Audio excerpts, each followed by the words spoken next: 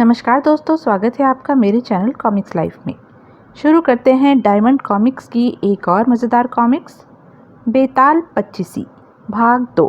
यह है विक्रम बेताल की अगली कहानी, ब्राह्मण का पश्चाताप। विक्रम पुनः महाशमशान में पहुंचा। एक बार फिर उसने सिरस के वृक्ष से बेताल को उतारा, उसे अपने कंधे पर लादा और उस दिशा में चल पड़ा जहां उसे बेताल को लेकर योगी के पास पहुंचना था। तभी बेताल बोल पड़ा, तू बहुत साहसी है राजा, साथ ही हठी भी। लेकिन मैं फिर कहता हूँ, तेरा यह साहस व्यर्थ जाएगा। जिस धूर्त योगी के लिए तू इतना परिश्रम कर रहा है, वह तुझे धोखा देगा। यह बात की बात है बेताल। इस समय मेरा इकलौता लक्ष्य सिर्फ यही है कि मैं तुम्हें उस योगी को सौंप दूँ। वह तो तुम मुझे ले ही जा रहे हो, लेकिन तुम्हें इतना दुस्साहस और परिश्रम करता देख मुझे दुख हो रहा है। तुम्हें श्रम का आभास कुछ कम हो, इसलिए मैं तुम्हें फिर एक कहानी सुनाता हूँ। लेकिन सावधान, कहानी के दौरान शांति रहना, अन्यथा मैं फिर उसी स्थान पर लौट जाऊंगा जहाँ से तुम मुझे लिए चल रहे हो। फिर बेताल ने विक्रम को यह कहानी सुनाई। वर्षों पहले की बात है। मगध राज्य के श्रृंगवेरपुर गांव में एक विद्वान ब्राह्मण रहता था, जिसका नाम कुबेर दत्त था। कुबेर दत्त ने काशी में विद्या अध्ययन किया था।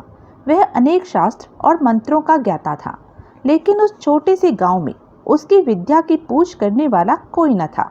अतः वह गरीबी में दिन व्यतीत कर रहा था। उसने एक छोटा सा विद्यालय खोल रखा था, जहां वह गांव के बच्चों को पढ़ाया करता था। उसके शिष्यों में एक अनाथ बालक देवदत्त भी था। कुबेर दत्त इस शिष्य को अपने पास ही रखता था। आज्ञाकारी देवदत्त भी अपने पिता समान गुरु की हर एक आज्ञा का पालन करता था। एक दिन, देवदत्त बेटे, इस गांव में रहना तो अब कठिन हो रहा है। शिष्यों से इतना धन भी नहीं मिल पाता कि मैं 2 वक्त की रोटी खा सकूं। तो बताइए गुरुजी, क्या करें? क्यों ना हम काशी चलें? बड़ा नगर है, वहां मेरी विद्या की कद्र करने वाले अनेक गुणी व्यक्ति मिल जाएंगे। जैसी आपकी इच्छा गुरुदेव। तुम मेरे साथ चलना चाहोगे या यहीं रहना? यहाँ मेरा कौन है गुरुदेव? माता पिता मर चुके। यदि आपने भी मुझे सहारा न दिया होता तो मैं भीख मांगने पर विवश हो गया होता। मेरा दृढ़ निश्चय है कि मैं आपके साथ ही चलूंगा। अगली सुबह गुरु शिष्य खाने का कुछ सामान साथ ले काशी की राह पर चल पड़े। मार्ग में शिष्य ने पूछा, गुरुदेव, गांव तो छोड़ आए, पर आपने यह भी सोचा है कि काशी चलकर हम रहेंगे कहाँ? सुना है काशी नरेश प्रताप सिंह बहुत गुणी व्यक्ति हैं, विद्वानों का खूब आदर करते हैं। हम उन्हीं के पास रहेंगे। और यदि काशी नरेश ने भी आपके गुणों की कोई कद्र न की तो? शंकालु प्रवृत्ति को त्यागो पुत्र। मुझे विश्वास है कि काशी नरेश हमारी बहुत इज्जत करेंगे। मैं एक ऐसा मंत्र जानता हूँ जिसका जाप करने से रत्नों की वर्षा हो सकती है। रत्नों की वर्षा? यह तो बड़ी अद्भुत बात है गुरुजी। फिर आप इतने दिन तक क्यों दरिद्रता में दिन काटते रहे? तुम बहुत जिज्ञासु हो पुत्र। सुनो, उस मंत्र का उपयोग मैं सिर्फ किसी दूसरे व्यक्ति के लिए ही कर सकता हूँ। यदि लालचवश मैंने अपने लिए कभी उस मंत्र का जाप किया तो उसी क्षण मृत्यु को प्राप्त हो जाऊंगा। तब तो आपने ठीक ही किया गुरुदेव। आपने ही बताया है कि लालच बुरी बला होती है, इसलिए मनुष्य को लालच नहीं करना चाहिए। गुरु शिष्य में इसी तरह की अनेक बातें होती रही, यहाँ तक कि गांव की आबादी पीछे छूट गई। जंगल का मार्ग आरंभ हो गया। गुरुजी, घना जंगल शुरू हो गया है, हमें सावधान होकर चलना होगा। मार्ग में लुटेरों का भय है। हमारे पास है ही क्या पुत्र जो कोई हमसे लूट लेगा?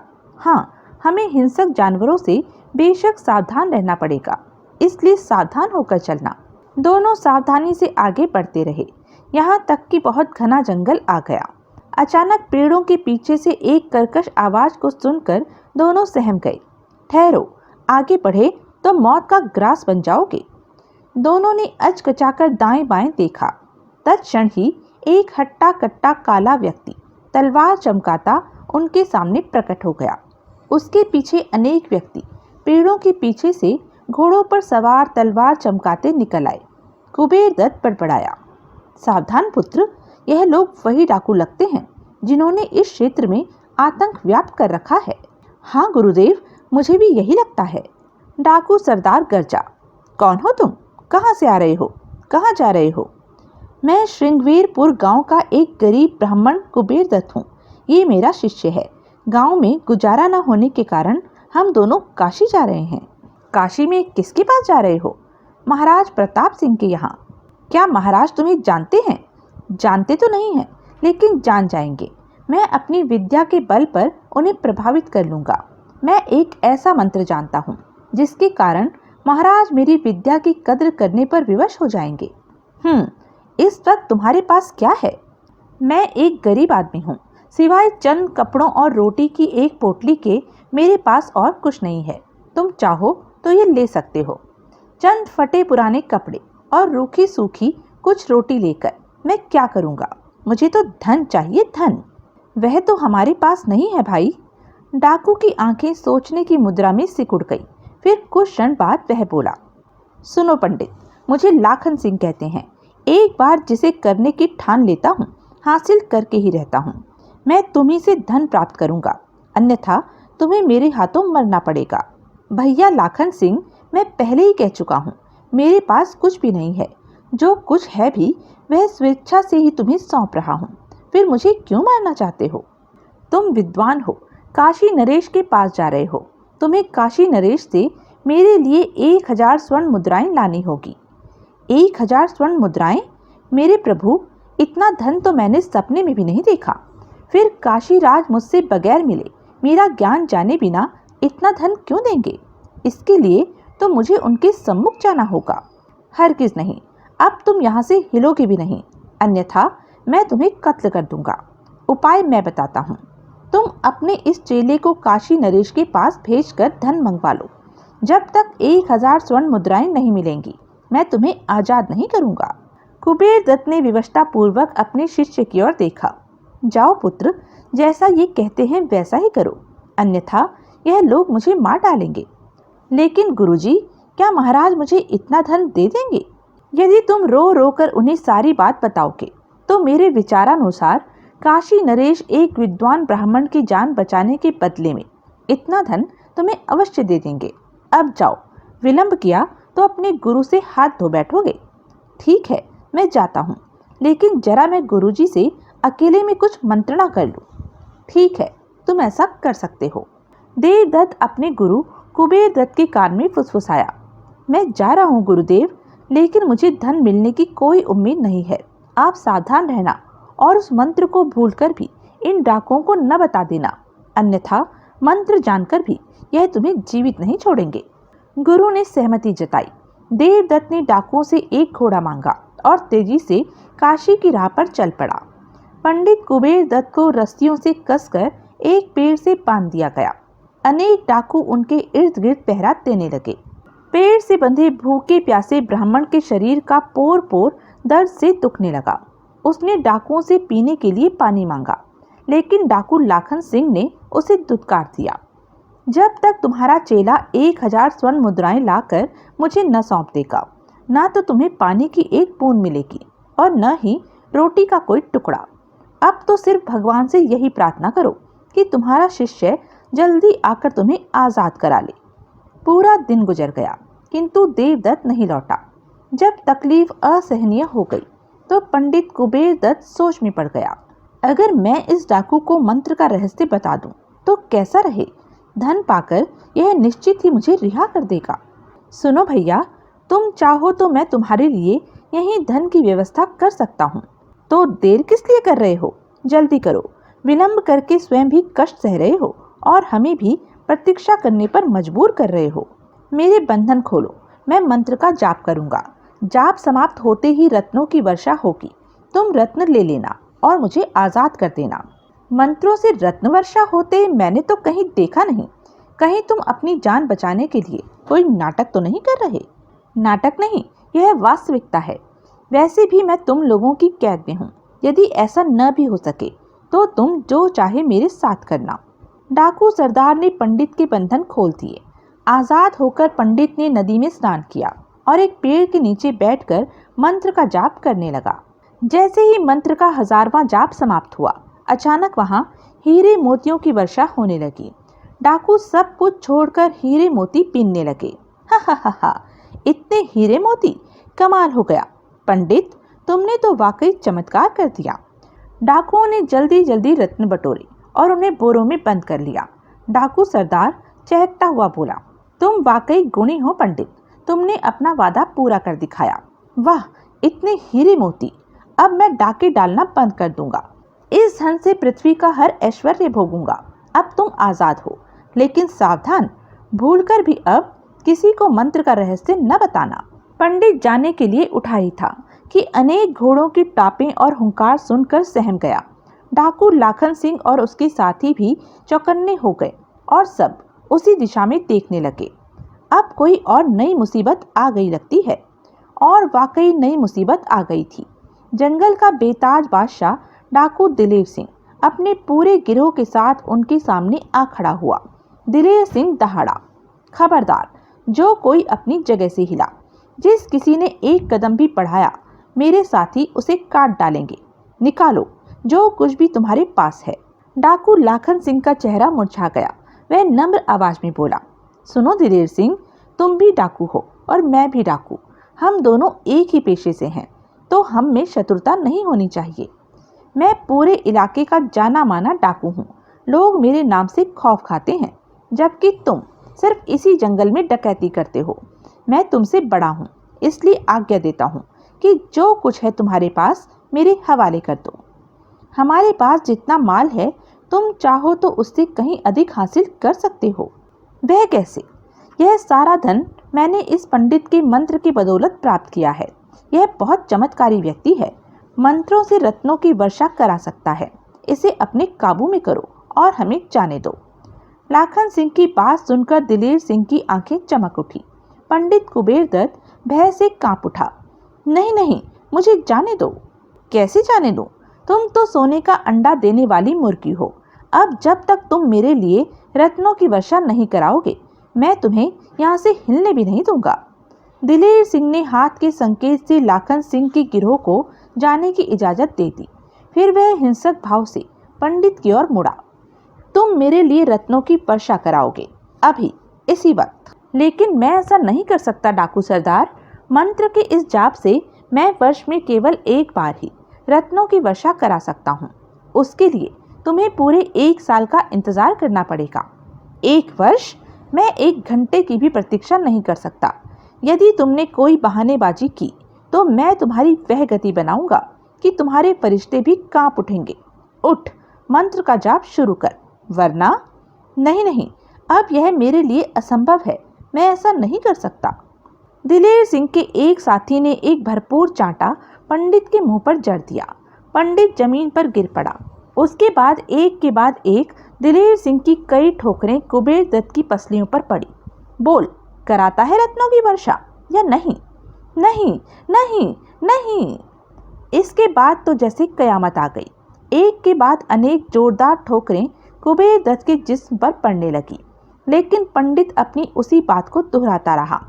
मुझे मत मारो भैया, मैं सच कहता हूँ। उस मंत्र के जाप से वर्ष में केवल एक बार ही रत्नों की वर्षा की जा सकती है। मक्कार, झूठे पोंगा पंडित, या तो रत्न वर्षा करा, अन्यथा अपने प्राण गवा। दिलेर सिंह ने कुबेर दत्त को इतना मारा कि उसका दम निकल गया। मरने से पहले कुबेर दत्त की आंखों में एक रहस्यमय चमक उभरी और वह बुदबुदाया। डाकू दिलेर सिंह, जिस दौलत के लिए आज तुम मेरे प्राण ले रहे हो, उसी की खातिर तुम्हें भी मरना पड़ेगा। वह दौलत न सिर्फ तुम्हें बल्कि तुम्हारे दल को भी बर्बाद कर देगी। और फिर पंडित ने दम तोड़ दिया। अरे, ये तो सचमुच मर गया। अब मैं दौलत किससे प्राप्त करूंगा? कुछ क्षण सोचने के बाद, लाखन सिंह की गिरोह का पीछा करो। हम वह धन उससे हासिल करेंगे जो उसने रत्न वर्षा से प्राप्त किया है। आज्ञा की देर थी कि दिलेर सिंह के डाकुओं ने लाखन सिंह का दल जा घेरा। भयंकर मारकाट शुरू हो गई। कुछ ही देर में दोनों दलों के सारे डाकू आपस में कट कर मर गए। सिर्फ लाखन सिंह और दिलेर सिंह ही बाकी बचे।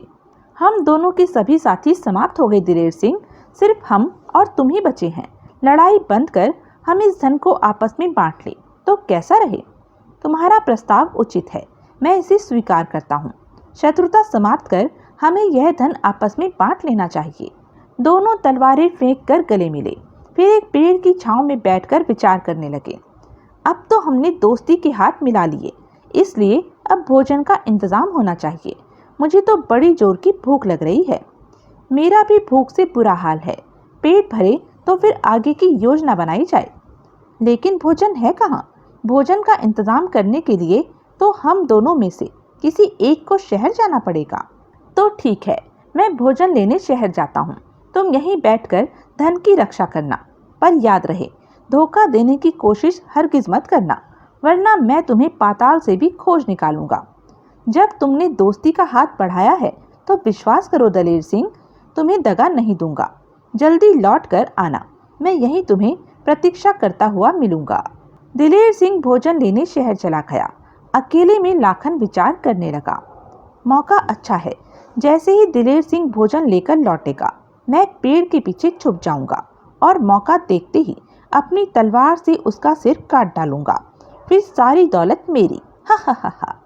उधर दिलेर सिंह भी शहर जाते हुए मन ही मन सोच रहा था, शहर से जहर प्राप्त करूंगा और लाखन सिंह के खाने में मिला दूंगा। लाखन जहरीला खाना खाएगा और समाप्त हो जाएगा, फिर सारा धन मुझ अकेले का। हा हा हा हा।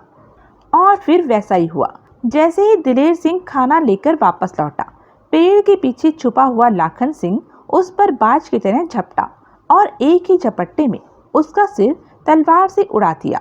समाप्त। अब ये जो भोजन लाया है पहले उसे समाप्त कर लूं, फिर धन लेकर किसी शहर की ओर चल पड़ता हूँ। लाखन सिंह ने अभी 2-4 ग्रास ही खाए थे कि उसका सिर चकराने लगा। जहरीले भोजन ने अपना काम कर दिया। लाखन सिंह कुछ क्षण छटपटाया, फिर उसने वहीं दम तोड़ दिया। मरने से पहले उसके होठों से सिर्फ एक ही शब्द निकला, धोखा। दोनों की लाश वहीं पड़ी रह गई।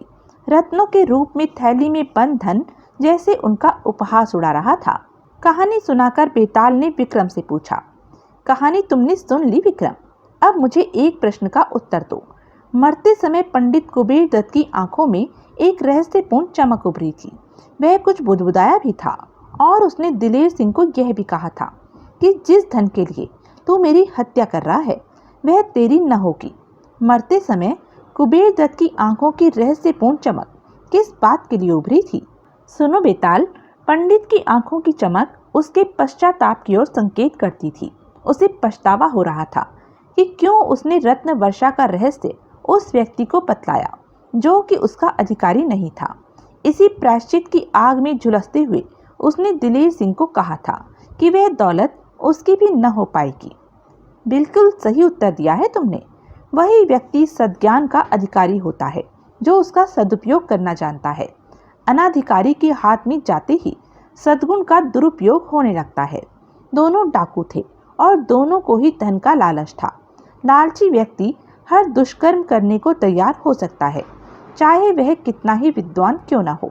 पंडित विद्वान था, लेकिन अपनी जान बचाने के लालच में वह मंत्र का रहस्य एक डाकू को बतलाने की भूल कर बैठा था, जिसके लिए उसे पछतावा हो रहा था। लेकिन अपनी बुद्धिमत्ता सिद्ध करने के चक्कर में तुम भी भूल कर बैठे। तुम बोल पड़े, इसलिए मैं चला। हा हा हा हा। और बेताल पुनः शमशान की उसी सिरस की वृक्ष की ओर उड़ गया। तो यह थी विक्रम बेताल की एक मज़ेदार कहानी। ऐसी ही मज़ेदार कॉमिक्स के लिए बने रहें मेरे साथ। और हाँ, मेरे चैनल को लाइक, शेयर और सब्सक्राइब करना ना भूलें। धन्यवाद।